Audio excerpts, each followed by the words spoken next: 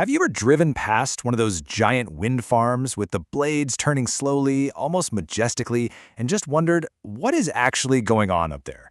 I mean, it looks so simple, right? But the science of how we turn a simple breeze into the electricity that powers our lives, well, it's absolutely fascinating. So yeah, that's the big question we're going to tackle today. How do we take something as invisible and common as the wind and somehow transform it into the raw power that keeps our entire modern world switched on? All right, let's dive right in. Before we can even talk about the turbine itself, we have to understand the fuel it runs on. And you might be surprised to hear this, but wind energy, it's actually a form of solar energy. That's right. It all starts with the sun. As the sun heats our planet, it doesn't do it evenly. You get these hot spots and cool spots, which create zones of high and low pressure. And wind? It's really just air rushing from those high-pressure areas to the low-pressure ones. The bigger the difference, the faster that wind blows. Simple as that. Now, all of that moving air is absolutely packed with what physicists call kinetic energy. It's the energy of motion. And our entire goal, the whole point of a wind turbine, is to snatch as much of that kinetic energy out of the air as we possibly can. So, what's really cool is how we figure out just how much power is available.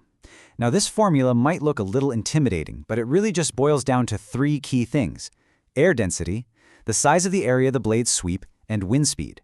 But of the three, that last one, the wind speed, or V, is the absolute game changer. And here it is, the most important part of the whole equation. The power in the wind isn't just proportional to its speed. It's proportional to the cube of its speed. So what does that really mean?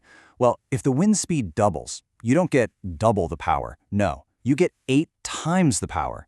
It's this incredible exponential leap that makes even small changes in wind speed have a massive impact on electricity generation. Okay, so we've got all this powerful energy whipping through the air. How on earth do we actually capture it? Well, let's peel back the layers and look inside the amazing machine designed to do just that. It's really a beautiful 4-step dance. First, the wind pushes on the blades, causing the whole rotor to spin, but, it's spinning pretty slowly. So step 2, a gearbox kicks in. Think of it like shifting to a higher gear on your bike. It takes that slow, powerful rotation and speeds it way, way up. That high-speed spinning then turns a generator, which is what actually makes the electricity. And finally, a smart controller is watching everything, telling the turbine when to start up and, crucially, when to shut down if the winds get dangerously high. And where does all this magic happen? It's all tucked away inside that big box at the very top of the tower. It's called the nacelle, and it's basically the powerhouse of the whole operation. The gearbox, the generator, all the important bits are right in there. But wait, how does the turbine always know which way the wind is coming from? That's the brilliant job of the yaw system. It's like the turbine's brain.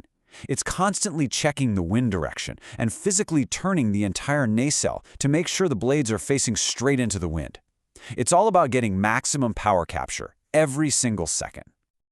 Now that classic 3-bladed propeller design we've been talking about, it's the one we all picture, but it's not the only game in town. Turns out there are really 2 main families of wind turbines. And this table breaks it down perfectly. On the left, you've got your horizontal axis wind turbines, or HAWTs. These are the superstars, the ones you see everywhere. They're super efficient, but they're also more complex and expensive. Then on the right, you have vertical axis turbines, or VAWTs. Their big plus is that they don't care which way the wind is blowing, but they just aren't as efficient. And that right there is why the HAWTs have pretty much become the industry standard. All right, get ready for a fascinating little piece of physics. You'd think, logically, that the perfect turbine would capture 100% of the wind's energy, right? But think about it. If it did, the air would come to a dead stop right behind the blades. And if that happened, the incoming wind would have nowhere to go. It would just pile up and flow around the turbine. Because of this weird paradox, there is an absolute hard physical limit on how much energy you can pull from the wind. It's called the Betz limit, and it proves that no wind turbine, no matter how perfectly it's designed, can ever capture more than 59.3% of the kinetic energy that passes through it. That's the ceiling. So, what about in the real world? Well, once you account for things like friction and drag on the blades, most of the top-of-the-line turbines out there are operating in this range. They're capturing somewhere between 30 and 45% of the available wind energy. And honestly, for a machine that runs on fuel that is totally free, that is still incredibly impressive. So, this brings us to the bigger picture. To really get a handle on this technology, You've got to look at both sides of the coin. Because like any energy source out there, wind power has some huge benefits and some very real challenges. Let's start with the good stuff, because it's really good.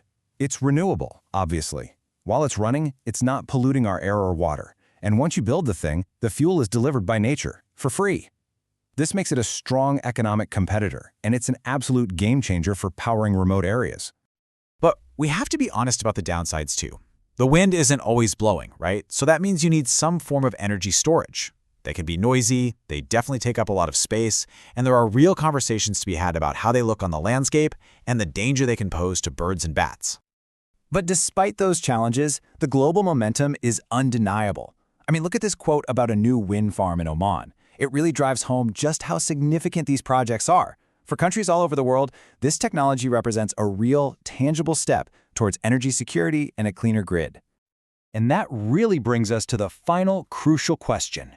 Now that we know how it works, the incredible physics behind it, the hard limits of what's possible, and the honest trade-offs, the question isn't just for engineers or politicians, it's for all of us.